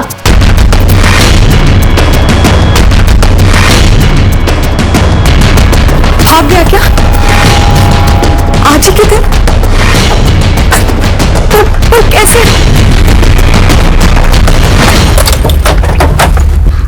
निर्मला बहन, रजत आया? अभी तक तो नहीं आया भावेश भाई। मैं उसी की राह देख रही थी। कुछ पता चला? अरे वो जयराम फर्नीचर वाला, वो इन सब के पीछे है। सर कहाँ है मेरा रजत? कहाँ है मेरा बच्चा? भावेश जी,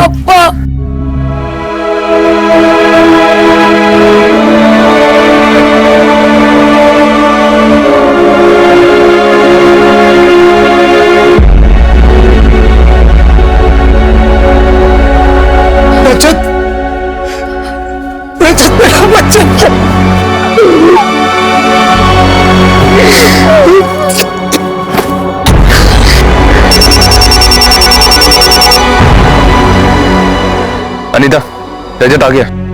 रजत घर आ गया? हाँ। सर अगर निर्मला वहां है तो उसे भी धर लीजिए, इस प्लान में वो भी शामिल है।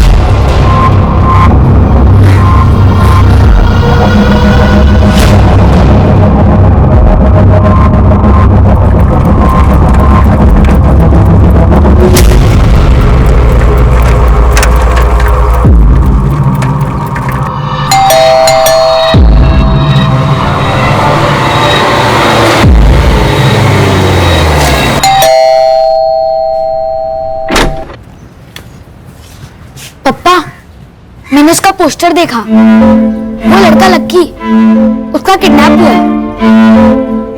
किसने किया पापा? तुझे क्या लगता है बेटा, तेरे पापा ने किया? तेरा बदला लेने के लिए? पुलिस भी यही सोच रही है। पापा, जब मैं 3 महीने में था, सिर्फ लक्की एक था जो मुझे फिक्र से देखता था। वो लोग मुझे मारते थे तो उसे बुरा लगता था। जानता हूं बेटा, मैं प्रार्थना करता हूं कि उसके साथ कुछ गलत ना हो और वो सही सलामत घर लौटा है, जैसे तू लौटा। दुनिया में किसी बच्चे के साथ ऐसा नहीं होना चाहिए बेटा, किसी माँ बाप के साथ ऐसा नहीं होना चाहिए।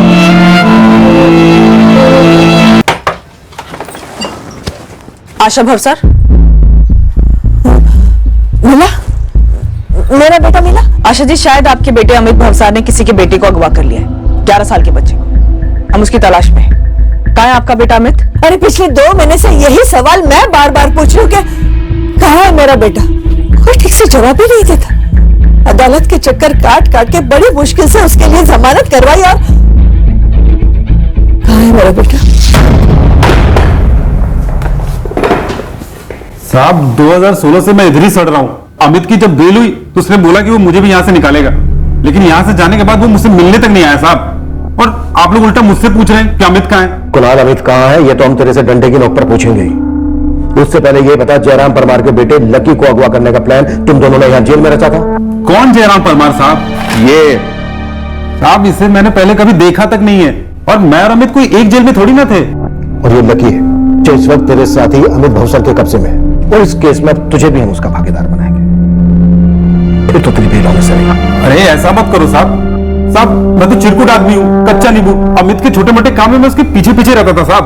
उस दिन पहली बार हम लोग हथियार बेचने गए और आप लोगों ने रास्ते में पकड़ लिया। और साहब ये किडनैपिंग कैसे करते हैं मुझे पता तक नहीं है साहब।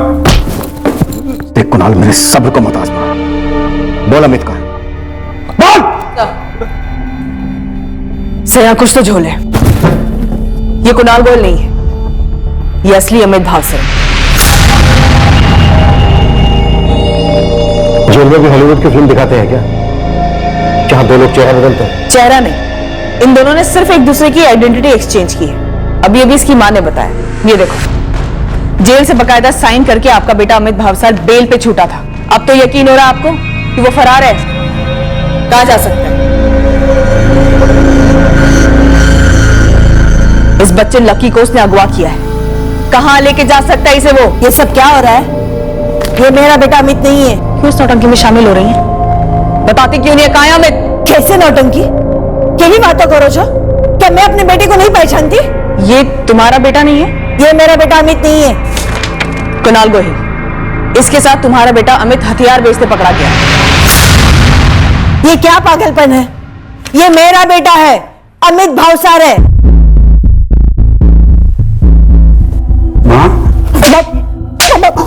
बेशरम, मार मार के छुड़वाया तुझे। शर्म नहीं आई तुझे?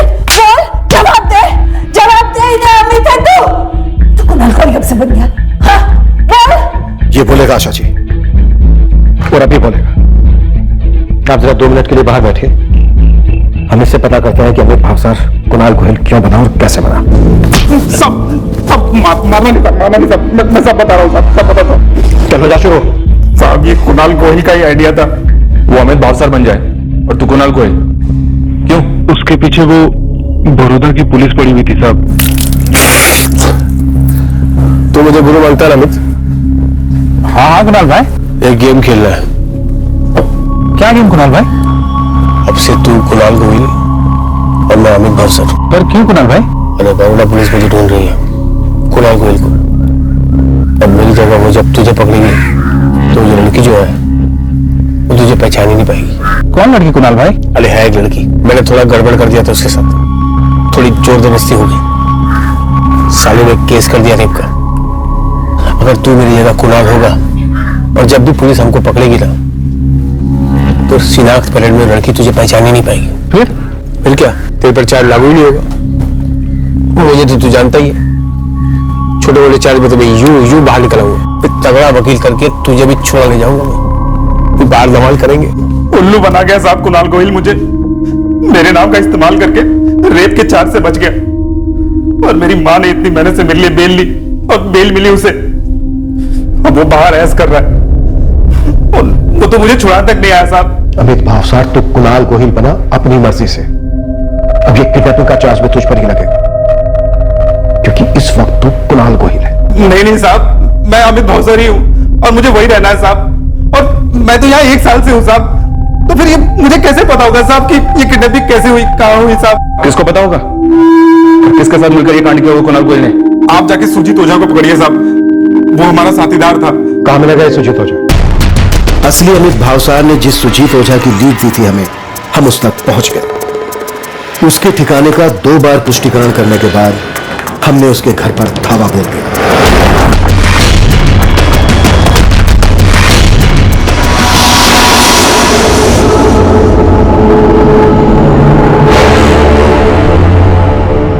भाई, लक्की के बड़े पप्पा देंगे 20 लाख रुपए। देखते हैं लकी अपने लिए लकी है या नहीं, 2-4 बार ट्राई मारते हैं। बड़े पापा ने प्यार नहीं दिखाया भतीजे पर, हम भी नहीं दिखाएंगे, सीधी बात। कौन है? सुजीत भाई, मैं अमित। अमित है? जेल से छूट गया साला। कौन? तू कब आया बाहर से? अभी आया। तुम लोगों को अभी अंदर करना, जेल वापसी। साले अमित धोखेबाज पकड़ा हमें और तू वफादार, छुड़वाया ना मुझे। बेटा डरना नहीं, हम पुलिस वाले, ओके?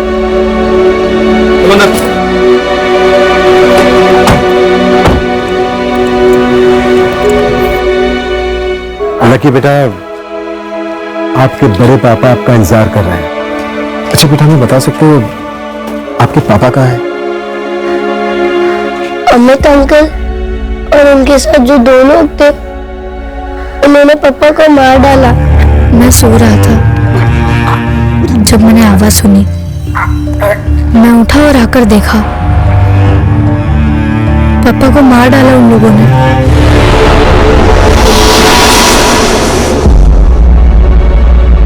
क्या देखा भाई तूने? बोल, क्या देखा तूने? वो लोग मुझे कहीं ले गए और बोला कि अगर मैं चिल्लाया या भागने की कोशिश की तो मुझे भी मार डालेंगे। अच्छा बेटा, ये जो अमित है, इसका असली नाम कुणाल है? मुझे नहीं मालूम अंकल, सच्ची। हाँ बेटा, मैं समझ सकता हूँ। अच्छा बेटा, ये आपके पापा का फ्रेंड था? पापा ने तो यही कहा था कि वो फ्रेंड है। अमित भावसार बनकर जमानत पर बाहर आए। कुणाल गोहिल की जयराम परमार से दोस्ती जेल में ही हुई थी। बाहर आने के बाद भी ये दोस्ती बरकरार रही।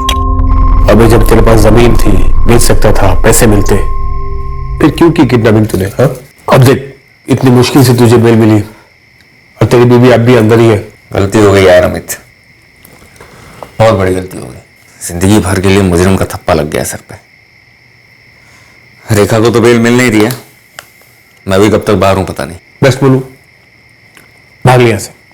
मैंने भी यही किया था, जहां कांड किया वो इलाका ही छोड़ दिया हमेशा के लिए। तेरी बात अलग है, मेरी अलग है।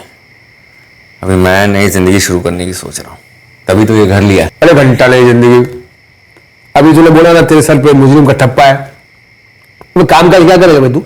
कुछ नया शुरू करूंगा। और पैसा मेरा बाप देगा तुझे। पैसे हैं रे, वो जमीन बेच के जो पैसे आए हैं वो मेरे बड़े भाई प्रवीण के पास है। तो ले लो उससे। लूंगा, जब वाकई में जरूरत पड़ेगी तो देगा। और अभी कोई गलत काम किया ना, या थाने में हाजिरी नहीं दी, फरार होने की कोशिश की, तो 1 पैसा नहीं देगा मेरा भाई। कितने पैसे हैं? 20 लाख। सच। बड़े पापा के पास 20 लाख है, मतलब दिवाली है। पर खुद के पास कितने होंगे? जयराम के साथ 2-4 बार बाहर गया था, उसका बच्चा भी था साथ। बच्चे को एटीएम कार्ड देकर पैसे निकलवाए उसने। कुणाल भाई, ये जयराम आपको दोस्त लग रहा होगा, मुझे तो मस्त मुर्गा लगता है। अब है ना प्रवीण भाभी। प्रवीण भाई? हाँ, प्रवीण भाभी नहीं, प्रवीण भाई। हाँ वही प्रवीण भाई, उसका 20 लाख रोकड़ा। ये प्रवीण भाई भी कुकड़ुकू है। अरसा हो गया अच्छी तंगड़ी खाए, करते हैं मुर्गा हलाल। नई वाली बिल्डिंग बन रही है ना, काफी सुनसान है और खुदाई भी हुई है, वहीं दफना देंगे उनको। और कितने मुर्गे काटे, कितनों को दफनाया है? यही एक था साहब, पहली बार बैड लक हो गया। बैड लक तो अब शुरू होगा तुम तीनों का। जिंदगी में कभी तुम तीनों मुर्गे की भौंक सुन नहीं पाओगे।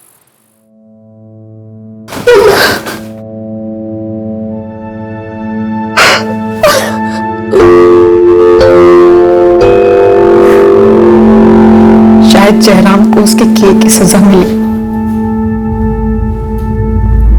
मुझे भी मिलेगी। लेकिन लकी ने क्या गलत किया था प्रवीण भाई, जो उसने इतना झेला, कितना कुछ भुगता है मेरे बच्चे ने हमारी वजह से। शायद हम लायक ही नहीं थे लकी के माँ बाप बनने के। जयराम ने कभी कोई गलत रास्ता नहीं चुना, तो अचानक से किडनैपिंग पे उतरा है और फिर तकदीर ने जयपुर से सुधरने का दूसरा मौका दिया, तो एक बदमाश और एक अपराधी से दोस्ती करी, तो संजान तक आ गया। मैं जयराम को कभी नहीं समझ सका, और मैं तुम्हें, लेकिन लकी को जरूर समझूंगा, तो उसकी परवरिश मैं करूंगा। मैं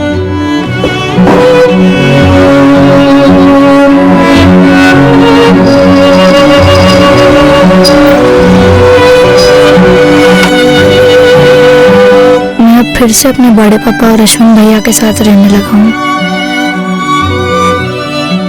लेकिन मैं अपने मम्मी पापा को मिस करता हूँ। मम्मी कब जेल से बाहर आएंगी मुझे नहीं पता। मैं वेट कर रहा हूँ मम्मी का।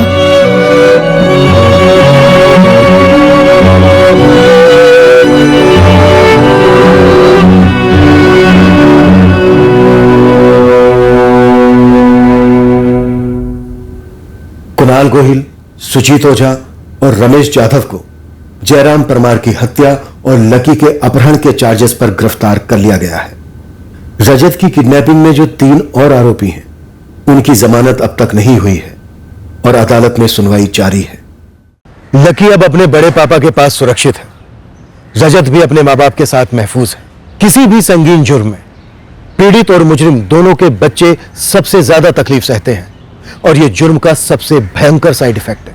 जुर्म भले ही इस केस जितना संगीन ना हो, छोटे छोटे केसेस में हम कई बार देखते हैं बच्चों पर प्रभाव काफी गहरा होता है। जब बच्चे जुर्म के गवाह होते हैं तब शायद वो ये नहीं समझ पाते कि गलत क्या है, पर उन्हें एक आभास जरूर होता है कि कुछ सही नहीं हो रहा।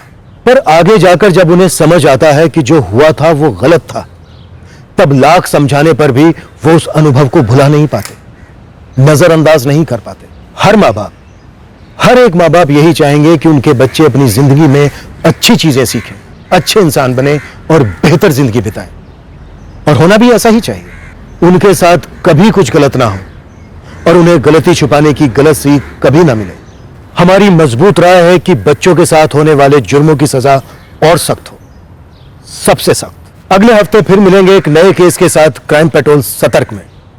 जय हिंद। इस तरह के और भी एपिसोड देखने के लिए हमारे चैनल को सब्सक्राइब करें और बेल आइकन दबाना ना भूलें।